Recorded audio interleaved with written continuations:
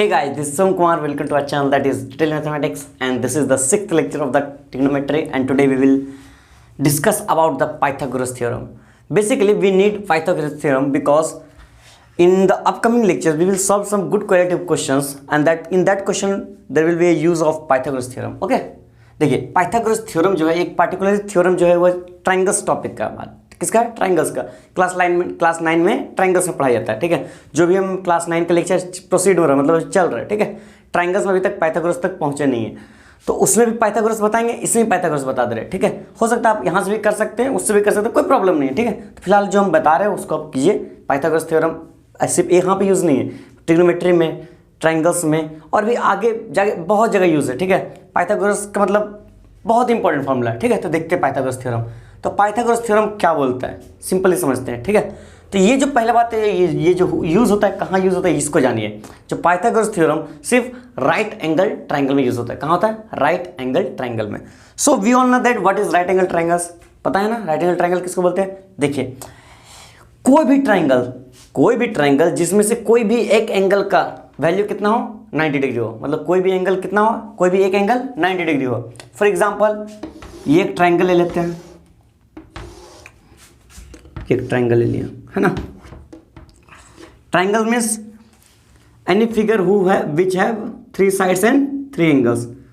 समझ में ना, 3 साइड 3 एंगल है ना ट्राइंगल्स 3 एंगल। ठीक है, देखिए यहां पर देखिए इसको, ये एंगल ये 90 डिग्री है। ट्राइंगल का नाम दे देते हैं, इसका कुछ नाम देते हैं ABC।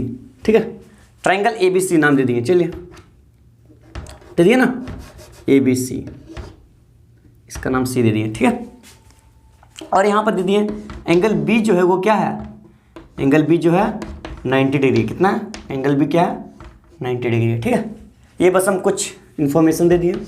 एंगल B कितना है 90 डिग्री। ठीक है, चलिए और इसमें से स्ट्रक्चर में किसको क्या क्या बोलते हैं ये बता देते हैं आपको। बहुत इंपॉर्टेंट चीज़ है ये, क्या है इसको हम लोग बोलते हैं परपेंडिकुलर। क्या बोलते हैं? परपेंडिकुलर। दिखाते किससे? P से। इसको हम लोग क्या बोलते हैं? हाइपोटेन्यूज। क्या बोलते हैं? हाइपोटेन्यूज। दिखाते किससे? H से। इसको क्या बोलते हैं? बेस। दिखाते किससे? B से। नाम लिख दें, चलिए नाम लिख दे रहे। इसका नाम क्या, नोट कर लीजिएगा। ठीक है, इसका नाम क्या? परपेंडिकुलर।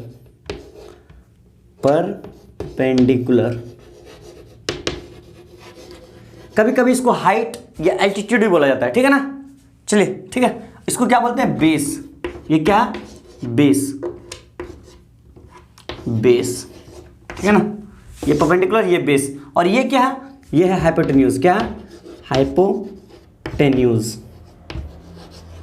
ठीक है, नोट कर लीजिए, इसको पहले नोट कर लिया ना, क्योंकि ये पहले इसके बारे में जानिए। ठीक है, इसका प्रॉपर्टी के बारे में जानिए, फिर जानिए इसका यूज कैसे होता है। ठीक है, देखिए डस्टर यहाँ देख लेते हैं, कर लिया, इसको लिख लिया।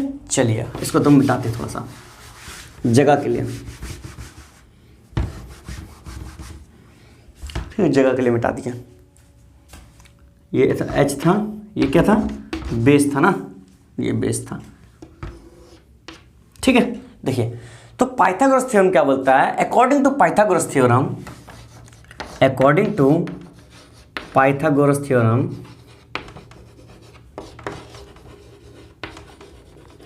वी ऑल नो दैट, हम लोग क्या जानते हैं कि जो बिगेस्ट साइड है, इसमें सबसे तीनों साइड में सबसे बिगेस्ट साइड कौन सा है? Hypotenuse. Means the side which is opposite to right angle, ये राइट एंगल, इसका जस्ट अपोजिट साइड, उल्टा साइड, इसका जस्ट उल्टा साइड कौन सा? हाइपोटेन्यूज। तो ये बोलता है कि जब भी हाइपोटेन्यूज का स्क्वायर क्या होता है, means the square of the hypotenuse is equal to sum of perpendicular square and base square.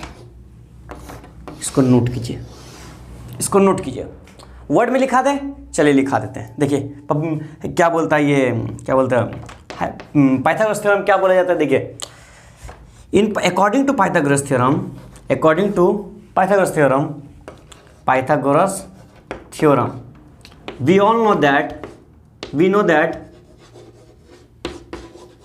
we know that hypotenuse, square of the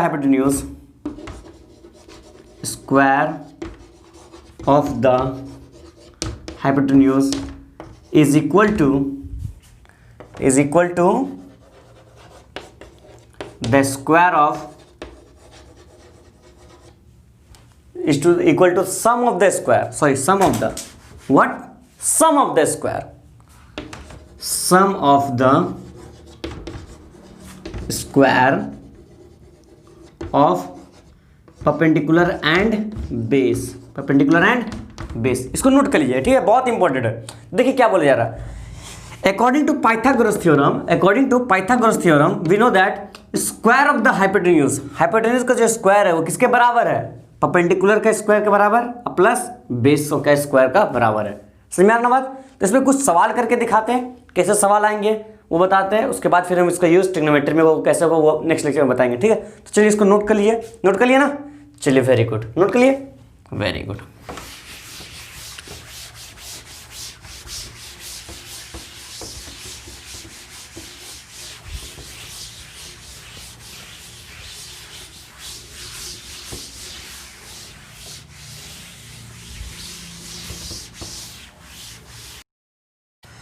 चलिए पाइथागोरस थ्योरम के रिलेटेड कुछ क्वेश्चंस करते हैं, ठीक है। चलिए कुछ क्वेश्चंस करते हैं, तो क्वेश्चन लिख लेते हैं, नोट भी कर लीजिए, ठीक है। क्वेश्चन में क्या बोल रहा, इफ, ऐसे ऐसे in a triangle ABC, in a triangle ABC, in a right angle triangle, कैसा, in a right angle triangle, in a right angle triangle, क्योंकि पाइथागोरस थ्योरम किस में रखा, right angle triangle, in a right angle triangle, right angle triangle, इसको अब लिख लीजिए, ठीक है। Hypotenuse, in a right angle triangle hypotenuse, the value of hypotenuse लिखिए, the value of hypotenuse, the value of hypotenuse is, hypotenuse is 13 centimeter and values of base is 12 centimeter, then find the value of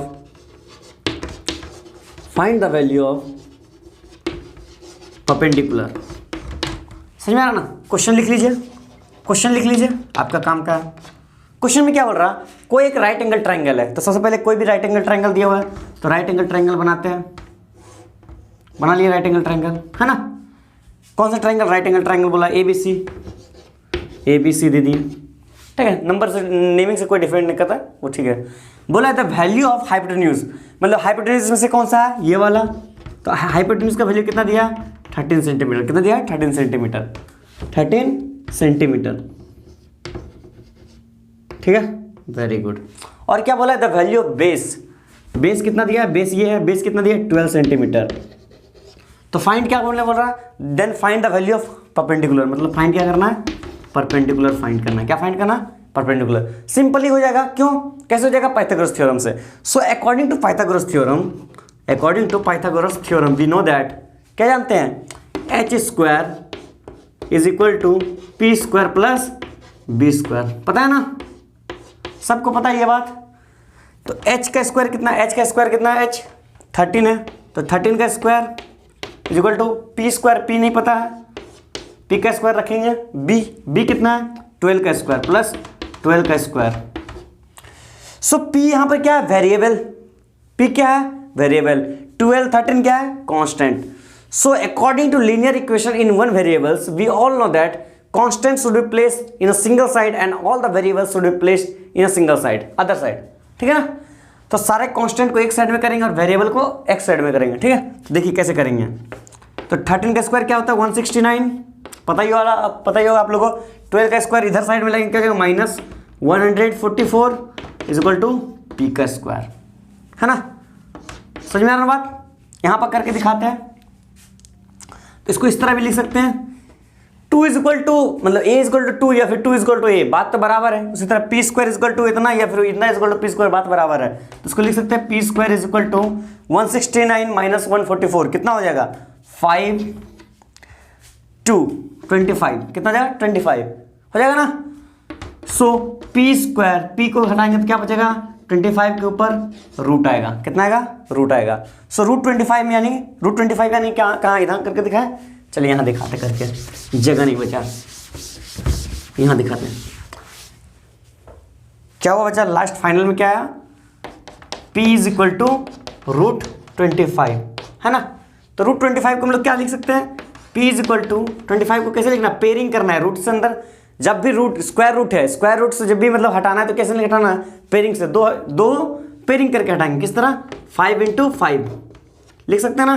तो ये दोनों का pairing बन गया तो एक बाहर आ जाएगा, कैसे बाहर आएगा, सो p इज इक्वल टू 5 बाहर आएगा, 5 सेंटीमीटर, मतलब परपेंडिकुलर कितना हो जाएगा, परपेंडिकुलर कितना हो जाएगा, 5 हो जाएगा, कितना हो जाएगा, 5 हो जाएगा। तो कितना सिंपल था पाइथागोरस थ्योरम का यूज़, कितना सिंपल था ना यूज़, बहुत अच्छा था ना, बहुत इजीली हम लोग यूज़ भी कर सकते हैं। सो ट्रिग्नोमेट्री में ऐसे बहुत सारे यूजेस आएंगे जब हम लोग ट्रिग्नोमेट्रिक रेशियो को एक रेशियो से दूसरे रेशियो में बदलना होगा। साइन थीटा पता होगा तो हम लोग को सारे ट्रिग्नोमेट्रिक रेशियो निकालने, cos theta, tan theta, cot theta, sec theta, समझा ना, सारे निकालने, कोसेक थीटा, सब कुछ निकालने। तो सब एक ट्रिग्नोमेट्रिक रेशियो दियो, उसके सब निकाल सकते हैं, किसके हिसाब से, किसके हेल्प से, पाइथागोरस के हेल्प से, किसके हेल्प से, पाइथागोरस थ्योरम से। तो फिर हम इसको यहीं पर एंड करते हैं और जो होगा नेक्स्ट लेक्चर में आगे कराया जाएगा, तो इसको हम यहीं पर खत्म करते हैं। तब तक के लिए ऑल द बेस्ट।